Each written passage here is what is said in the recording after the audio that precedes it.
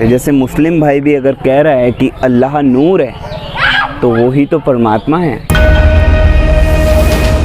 Even छोटा सा बच्चा भी वो गुस्सा कर बैठता है, चिड़चिड़ापन हो जाता है, ये निशानी है रावण की।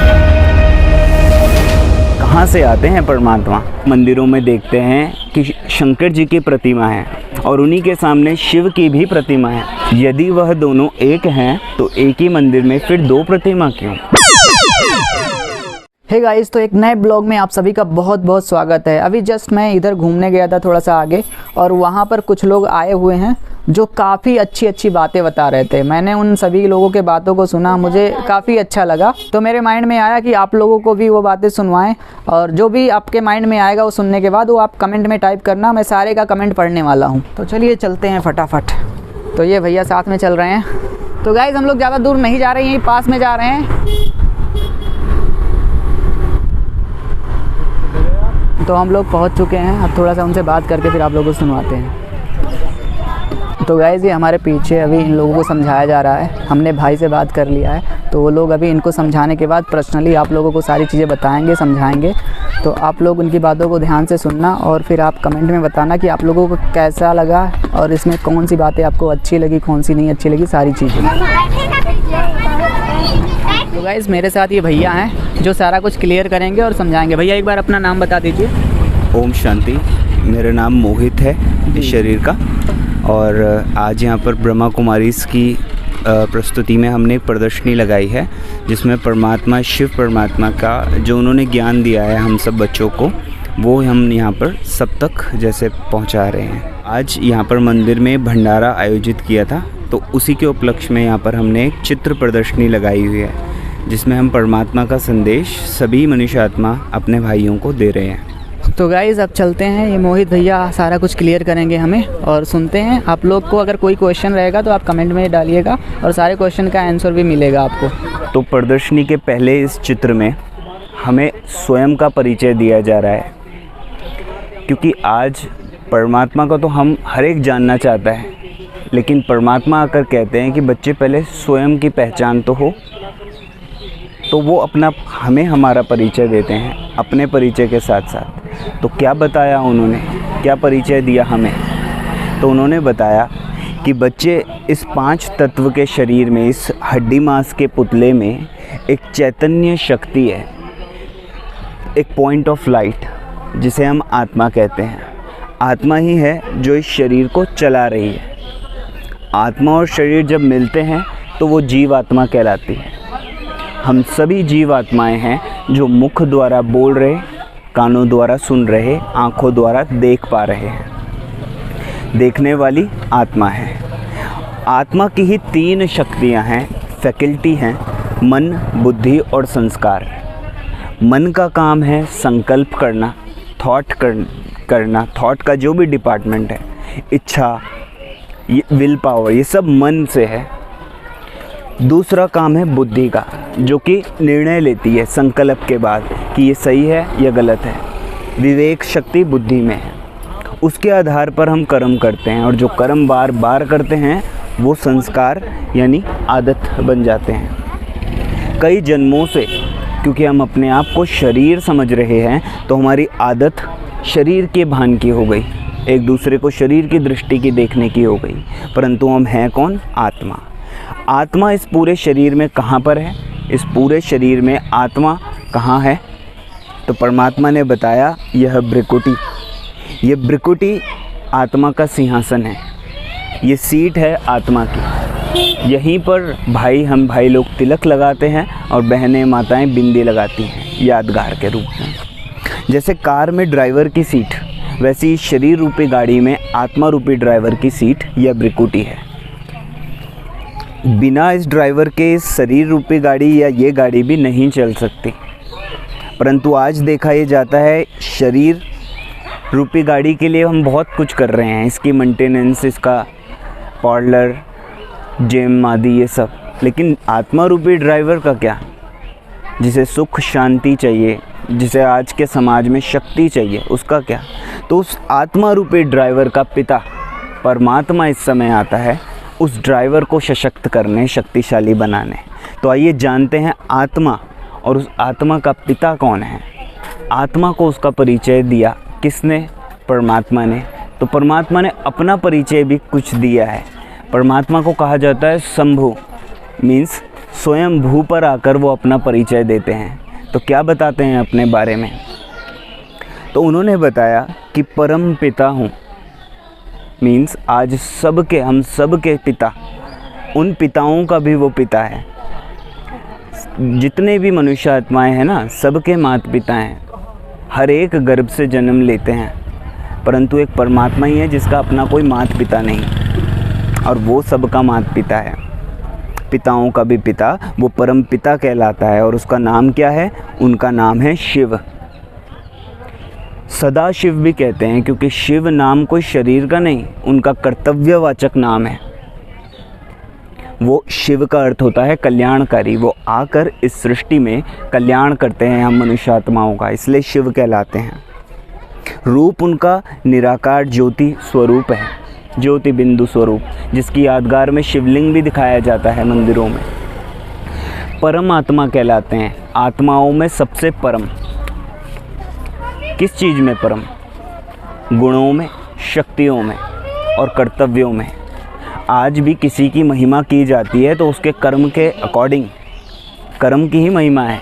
तो परमात्मा की महिमा का ये चार्ट हम देख रहे हैं, उसकी महिमा अपरम अपार है, तो ज़रूर कुछ कर्म किए ना, तो उनके कर्मों की महिमा है। जैसे वो प्यार का सागर है, निस्वार्थ प्यार का सागर, वो आकर सबको निस्वार्थ प्यार करता है, शांति देता है।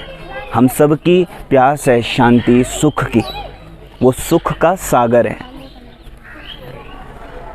ये उसकी महिमा का चार्ट है। उसमें से कुछ देखते हैं। जैसे वह पतित पावन है। जब हम मनुष्य आत्माएं पतित हो जाते हैं, इम्प्योर हो जाते हैं, तो हमें प्योरीफाई करने, वो प्योरीफायर, वो पतित पावन आते हैं।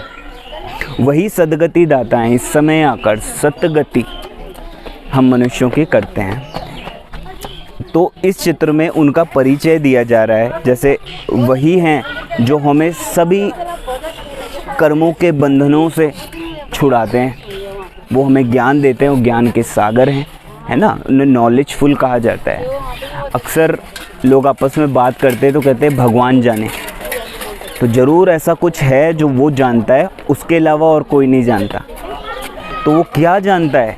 वो इस सृष्टि के आदि मध्य अंत का ज्ञान जानता है।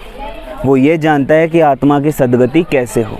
तो इस चित्र प्रदर्शनी में, इस परिचय में, वो यही ज्ञान आप सब तक पहुंचाना चाह रहे हैं। तो इस चित्र में हमने जाना कि परमात्मा, जिनका नाम शिव है, वो परमात्मा क्यों कहलाते हैं? क्योंकि कर्तव्य उनके परम है, और वही आकर इस समय ज्ञान देते हैं। गीता ज्ञान दाता परमात्मा शिव हैं। तो आइए तीसरे चित्र में हम समझते हैं कि कहाँ से आते हैं परमात्मा। अक्सर लोग कहते हैं कि एक दिन तो जाना है। इट मीन्स हम सभी मनुष्य आत्माएं कहीं से आए हैं, हम सब का सच्चा घर कोई और है। तो कौन सा वो सच्चा घर है? आप सब ने 3 लोक के बारे में सुना होगा। तो वो 3 लोक कौन से हैं? वो त्रिलोकीनाथ शिव बाबा बताते हैं कि सबसे ऊपर ब्रह्मलोक, परलोक, जहाँ पर परमात्मा यानी शिव भगवान अभी भी वहाँ निवास करते हैं, और हम मनुष्य आत्माएं भी अपने सत्य स्वरूप में वहीं थे, वहीं से आए, वहाँ से इस सृष्टि में आए, नीचे इस धरा में, 5 तत्वों की इस दुनिया में, इस साकार मनुष्य लोक में। तो इसको ऐसा एग्जाम्पल में देखते हैं, जैसे एक बिल्डिंग है और हम टॉप फ्लोर में अपने पिता के साथ रहते हैं, एक बच्चा अपने पिता के साथ, और फिर वो जब नीचे खेलने आता है सुबह सुबह, तो कितना चार्ज होता है बच्चा। वो अपने पिता, अपने माता पिता को याद नहीं करता, वो मस्त होता है अपनी खेलने में। तो हम लोग भी ऐसे ही जब आए थे तो मस्त थे खेलने में, खेलते खेलते सुबह से दिन, शाम, रात हो गई। अब हम थक गए हैं बहुत, और अब हम उसे पुकारते हैं मंदिरों में, इधर उधर कई जगह, और इस रात में फिर वो अवतरित होता है और हमें फिर से हमारी थकान मिटाता है, हमें फिर से चार्ज करता है। तो ये वो समय चल रहा है जब वो तीनों लोक का बता रहा है। नीचे साकार लोक, जहाँ पे हम साकार शरीर में हैं, उससे ऊपर है सूक्ष्म लोक, जहाँ पर ब्रह्मा, विष्णु और शंकर जी सूक्ष्म देवताएं रहते हैं, और उससे ऊपर निराकारी लोक, परमधाम, ब्रह्मलोक, जहाँ पर आत्मा को शरीर नहीं है, वो सत्य स्वरूप में है, तो वहाँ पर हम निवास करते हैं, यहाँ से हम आए। अब आइए नेक्स्ट चित्र में। इस चित्र में ये दिखलाया गया है कि चाहे देव आत्माएं हों, चाहे धर्म पिताएँ हों, सब ने उस एक परम पिता की महिमा गाई है, सब ने उस एक को याद किया और उसका संदेश हम तक पहुंचाया। जैसे राम, श्री राम जी के भी वो ईश्वर रामेश्वरम मंदिर भी है हमारे भारत में।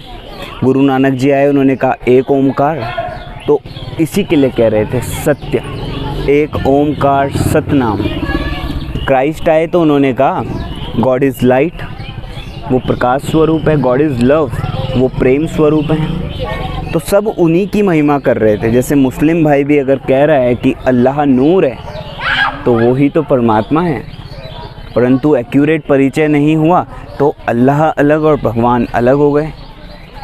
तो इस चित्र में यही बताया कि वो अल्लाह, ईश्वर, भगवान सब एक हैं, जिनका नाम शिव और उनका स्वरूप है निराकार। इसमें भी यही दिखाया हुआ।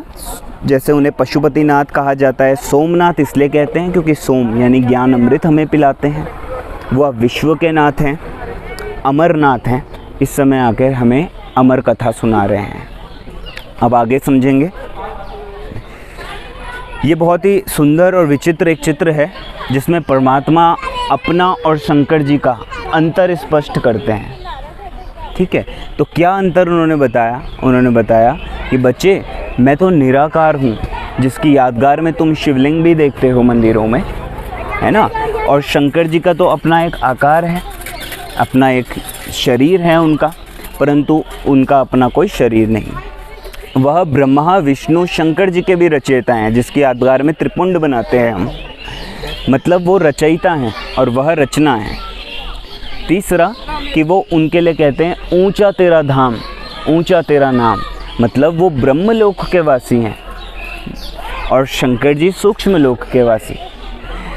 और शिव, शिव माना कल्याणकारी, और शंकर जी के लिए कहा जाता है कि तीसरा नेत्र खुला और विनाश हुआ। और भी कई डिफरेंस है, आप मंदिरों में देखते हैं कि शंकर जी की प्रतिमा है और उन्हीं के सामने शिव की भी प्रतिमा है। यदि वह दोनों एक हैं तो एक ही मंदिर में फिर दो प्रतिमा क्यों? और यदि वही परमात्मा है तो वो किसके ध्यान में बैठे हैं? तो ऐसे कई डिफरेंस थे जो परमात्मा ने स्पष्ट किए। अब शिवरात्रि का भी अर्थ उन्होंने बताया। आप देखिए, किसी बच्चे का जन्म चाहे रात को 2 बजे हो, हम क्या मनाते हैं? बर्थडे मनाते हैं, परंतु शिव के जन्म को हमने शिवरात्रि कह दिया, तो ज़रूर कोई विशेष रात है वो। इस समय इस सृष्टि की एक रात चल रही है, एक अज्ञान की रात्रि, जब चारों तरफ ज्ञान तो बहुत है, गूगल में हम कुछ भी पूछ लें सब आ जाता है, लेकिन मूल ज्ञान जो है, मैं कौन इस शरीर में, या मेरा पिता कौन, परमात्मा है कौन, उस मूल ज्ञान से तो दूर हैं सब, और इसी कारण दुख अशांति में है। तो इस मूल ज्ञान को देने वो ज्ञान का सागर अवतरित हुआ और उसने हम सब मनुष्यात्माओं को ये ज्ञान दिया, जिससे हम सब के अंदर ये जो बुराई ने प्रवेश कर दिया था, भूतों ने, ये भूत, ये बुराई भागने लगी, विनाश होने लगा इनका। और यही समय है शिवरात्रि का। कोई एक रात की बात नहीं, पर ये काल, ये शिवरात्रि का समय चल रहा है। तो अब इस शिवरात्रि में हमको शिव से अपने आप को तृप्त करना है, भरपूर करना है। आइए, मनुष्य सृष्टि की कल्पना एक वट वृक्ष से की गई है, एक बरगद का पेड़, एक बैनियन ट्री, है ना। तो उस मनुष्य सृष्टि का बीज कौन है? उसका बीज है परमपिता परमात्मा। वो इस समय इस सृष्टि पर आकर फिर से इस वृक्ष की जैसे सैपलिंग लगा रहे हैं। क्यों? क्योंकि इस समय इस वृक्ष की हालत देखो, मनुष्य सृष्टि में पॉपुलेशन देखो, इतना ये जड़जड़ी भूत हो गया है, इतने धर्म आकर आज खड़े हो गए हैं, परंतु जो मूल धर्म था, आदि सनातन देवी देवता धर्म, वो प्राय लोप हो गया, सिर्फ हमारे घरों में, पोस्टरों में रह गया। तो उसको दोबारा से पुनर्निर्मित करने, फिर से देवी देवता धर्म की स्थापना करने परमात्मा इस समय आए हुए हैं। आइए, इस चित्र में बहुत सुंदर भारत के उत्थान और पतन की 84 जन्मों की कहानी सुनाई है परमात्मा ने, जिसकी यादगार में हम देखते हैं वृंदावन में या मथुरा में 84 कोस की यात्रा भी की जाती है। रेंग कर हम इतना कष्ट में वो 84 कोस की यात्रा पूरा करते हैं। वो इस समय की यादगार है कि कैसे मनुष्य आत्मा 84 जन्म लेती है जब वो धरती पर आती है, मैक्सिमम 84 जन्म। इसमें ये दिखाया हुआ कि भारत आज से 5000 साल पहले सोने की चिड़िया स्वर्ग यानी सतयुग हुआ करता था, और वहाँ उसे सोने की चिड़िया इसलिए कहा जाता था क्योंकि हम सब आत्माएं वहाँ पर सोने जैसी पवित्र थी, गोल्डन। तो वो समय था गोल्डन एज, जब श्री लक्ष्मी श्री नारायण की राजधानी थी। श्री राधे कृष्ण ही स्वयंवर के बाद श्री लक्ष्मी नारायण बने, और उनकी राजधानी में हम सब इतने गुणवान थे जो देवी देवताएं कहलाते थे। यहाँ पर हमने 8 जन्म लिए और हम 16 कला संपूर्ण थे। हमारा देवताई घराना हुआ करता था और यहाँ की जनसंख्या थी सिर्फ 9 लाख। सोचो, पूरी सृष्टि में सिर्फ 9 लाख आत्माएं, वो भी इतनी प्योर, तो कितनी सुख शांति होगी। तो ये सुख धाम कहलाता था। फिर समय बीता, सुबह से दिन हुआ, 1250 साल बीते तो त्रेता युग आया। श्री राम श्री सीता जी का राजधानी चली, और यहाँ पर हमारी कलाएं 2 कला कम हो गई, हम 14 कला संपूर्ण हो गए, है ना। सोने से आत्मा अब चांदी की हो गई जैसे। अब यहाँ पर भी धीरे धीरे हम जन्म लेते लेते हमारी जो कलाएं थी कम हो रही थी। सुबह से दिन और दिन से शाम हो रही थी, शाम तक आधी हो गई हमारी शक्तियाँ, कलाएं कम हो गई। तो जैसे फ़ोन की बैटरी भी 50% हो जाए तो क्या करेंगे आप? चार्जर ढूंढेंगे ना। तो यहाँ से हमने उस चार्जर को, कि हम अपने को चार्ज कैसे करें, उस परमात्मा को, उस परम सत्ता को ढूंढना शुरू किया। ये था वो काल द्वापर युग का, जब खोज शुरू हुई। तो सबसे पहले मंदिर भी किसके स्थापन हुए? शिव के, 12 ज्योतिर्लिंगम। यहाँ से धीरे धीरे, अब देखो एक चीज़ और हुई, यहाँ रावण की एंट्री हो गई। यहाँ पर हम सब में एक अहंकार प्रवेश कर गया कि मैं पुरुष, ये स्त्री, देहभान आ गया हमारे में, और इसी कारण हमारे अंदर ये भ्रष्टाचार आ गया। पुरुष स्त्री द्वापर हो गया, 2 पुर हो गए। तो जो इतने पूज्य थे, धीरे धीरे हम पूज्य से पुजारी बन गए।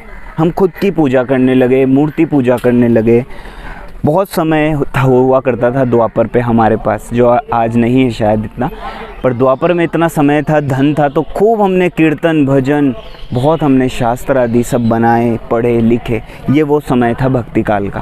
फिर शाम से आई रात। इस कलयुग में तो घोर रात्रि, अंधियारा, मंदिरों को लूटा जाने लगा। सोमनाथ जैसे पवित्र मंदिर, जहाँ हीरे जड़ित थे लिंग में, सोने के मंदिर हुआ करते, उन्हें लूटा गया। ये गिरावट आई, और भक्ति भाव हमने हर जगह परमात्मा को देखना शुरू कर दिया, सूरज चांद तारों में। तो ये वो समय था। भारत को बंदी बनाया गया, क्या कुछ नहीं होता था। स्त्रियों ने कितना कुछ सहन किया हमारे भारत में, सतीव्रता, भक्ति के नाम पे बहुत कुछ होता था। धीरे धीरे सीढ़ियाँ उतरते, यानी जन्म लेते लेते यहाँ कलयुग में 42 जन्म लिए, सबसे ज़्यादा जन्म कलयुग में, क्योंकि आयु कम हो गई ना, तो जन्म बढ़ गए। तो लेते लेते जब हम इस अंतिम सीढ़ी पे आ जा खड़े हैं, हम जब हम चारों तरफ अपने दृष्टि देख रहे हैं, तो क्या दिखाई दे रहा है हमें? कहीं भक्ति के नाम पे कुछ चल रहा है ना। कहीं कोई अपने को ही परमात्मा कह रहे हैं, शरीरधारी, जो कि हो नहीं सकता कोई भी शरीरधारी। जहाँ ऐसी ऐसी खबरें होती हैं जो छुपा दी जाती हैं आधी से ज़्यादा, तो जहाँ लोग कहते हैं हम विश्व में शांति लाएंगे, सम्मेलन आदि होते हैं, परंतु वो खुद ही लड़ने लग जाते हैं।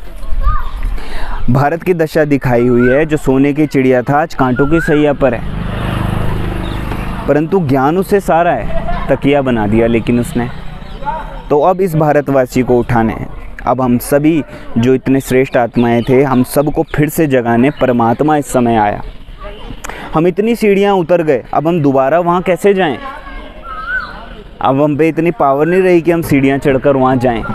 तो वो आया नीचे खुद, और लिफ्ट दी उसने कि बच्चे अब इस याद की यात्रा में बस बैठ जाओ, तुम अपने को आत्मा समझ मुझे याद करो, तो तुम में वो शक्ति भरेगी। जिस तुम में वो गुण भरेंगे जिससे फिर से तुम उस आने वाली सृष्टि में जाएंगे, उतने गुणवान बन जाएंगे। तो इस समय परमात्मा आकर हम सभी बच्चों को राजयोग सिखला रहे हैं, हमें फिर से शूद्र से ब्राह्मण, ब्राह्मण से देवता बना रहे हैं। तो आइए इस यात्रा में आगे बढ़ते हैं और इस चित्र में देखते हैं कि हमारी ये जो धरती है, जो सृष्टि है, इसी सृष्टि में जीवन है, इसके अलावा कहीं जीवन है क्या?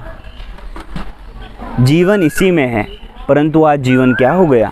एक समय जीवन मुक्त था तो इसे सुखधाम कहते थे, राम राज्य। पर आज इसी राम राज्य में रावण का राज्य आ गया। आज इस चारों तरफ समुद्र और बीच में जो लंका है, इस लंका में इस रावण का राज्य चल रहा है। इसका राज्य मतलब क्या? चारों तरफ इस बुराई का ही राज्य देखने को मिलता है। हमारे अंदर भी ये बुराइयां प्रवेश कर गई। इवन छोटा सा बच्चा भी वो गुस्सा कर बैठता है, चिड़चिड़ापन हो जाता है। ये निशानी है रावण की, जब हर एक आत्मा कहीं ना कहीं इन बुराइयों की अग्नि में जल रही है। तो ऐसे समय में परमात्मा इस सृष्टि पर आता है, इस रावण को सदा के लिए भगाने के लिए। राम परमात्मा इस समय सृष्टि पर आता है और हम भारतवासियों को जगाता है, अपने ज्ञान हम तक पहुंचाता है कि हे भारतवासी, हे धरती माँ के वासी, तू जाग। आज मदर्स डे भी है, तो हमारी धरती माँ जो इस समय वेंटिलेटर पर लेटी है और हम उसके बच्चे इस समय सोए हुए, ये सोच के कि अभी तो कलयुग बहुत समय चलेगा, 40,000 साल बाद कुछ ऐसा अवतार आएगा, हम ये सोच रहे हैं। ज़रूरत अभी है तो अभी आना चाहिए ना परमात्मा को, तो आया हुआ है, इस समय आकर हमें जगा रहा है। हमें जागना है, क्योंकि यहाँ से पानी निकल गया, ज्ञान अमृत निकल गया, ये नहीं निकलने देना। उठना है, जागना है इस नींद से और फिर से अपने आप को गुणवान बनाना है। आइए आगे समझते हैं कि गुणवान क्यों बनाना है। देखिए, रात के बाद सुबह ने तो आना ही है। रावण चाहे भी तो ऐसा नहीं हो सकता कि रात ही रहे, रात के बाद सुबह ने आना ही है। पर उस सुबह में जाने लायक क्या हम बने हैं, वो हमें प्रश्न करना है खुद से। तो वो हम खुद चाहें कि हम वैसे बन जाएं, नहीं, मुश्किल है बहुत। तो इसलिए परमात्मा आते हैं और हमें एक लक्ष्य देते हैं कि हे नर, तू अब ऐसी करनी कर जो नारायण पद को पा, उस नारायणी दुनिया में आ। तो वो इस समय आकर राजयोग हमें सिखलाते हैं। नारी, तू अब ऐसी करनी कर जो श्री लक्ष्मी पद को पा। कैसी करनी? तो उसने सिखलाया कि तू संकल्प भी करता है ना, तो वो भी एक कर्म है। तू यदि मेरी याद में रहकर करे तो वो कर्म भी कैसा बन जाएगा। यदि हम भोजन बना रहे हैं और परमात्मा की याद हो कि मैं आत्मा परमात्मा की संतान ये भोजन बना रही हूँ, प्रसाद बन जाएगा वो, और उस प्रसाद को जो भी खाएगा उसमें भी वो गुण, वो शक्ति आएगी। तो इस समय जो इस रात में ये सब कुछ धारण करता है, जो राजयोग सीख अपने में दिव्य गुणों की स्थापना करता है, वो अधिकारी बनता है आने वाली सतयुगी दुनिया का। तो ये गुड न्यूज़ है कि इस समय शिवरात्रि में परमात्मा आए हैं हम सभी को ये टिकट देने सतयुग का। तो ये टिकट है हेवन के लिए, सतयुग स्वर्ग के लिए, जिसको हम क्लेम कर सकते हैं घर गृहस्थ में रहते हुए। सिर्फ हमें राजयोग सीखना है। अपने नज़दीकी सेंटर में ब्रह्मा कुमारीज़ में ये ज्ञान, ये राजयोग सिखाया जाता है, जहाँ आप जाएं और 7 डेज़ का राजयोग मेडिटेशन कोर्स समझें क्या है। क्यों? क्योंकि आने वाली दुनिया में ना एक राज्य, श्री लक्ष्मी नारायण की एक राजधानी, एक भाषा प्रेम की, एक कुल होगा देवताई कुल, एक धर्म होगा आदि सनातन देवी देवता धर्म, आत्मिक धर्म, एक मत होंगे, विवाद नहीं होंगे, मतभेद नहीं होंगे। तो ऐसे प्रेम की दुनिया में जाने के लिए वो प्रेम परमात्मा इस समय लुटा रहा है। तो आप ज़रूर उस प्रेम को लूटें, क्योंकि हम सब परमात्मा के बच्चे, वारिस हैं, अधिकारी हैं। यही शुभकामनाएं आप सभी के लिए। ओम शांति। तो गाइस, फाइनली हमने ये ब्लॉग जहाँ से स्टार्ट किया था वहाँ आकर पहुँच चुके हैं। और ये ब्लॉग और मोहित जी की बातें आप लोगों को कैसी लगी? मोहित भाई की बातें सुन करके अगर आपके माइंड में कोई भी सवाल आता है तो आप कमेंट में ज़रूर लिखना और उसके आंसर आपको मिल जाएंगे। तो अगर ये ब्लॉग आपको पसंद आया तो प्लीज़ इसको लाइक कीजिए, चैनल पर नए हो तो सब्सक्राइब कर लीजिए। मिलते हैं जल्द ही और ज़्यादा इंटरेस्टिंग ब्लॉग के साथ। तब तक आप लोग हंसते रहिए, मुस्कुराते रहिए। जय हिंद, जय भारत।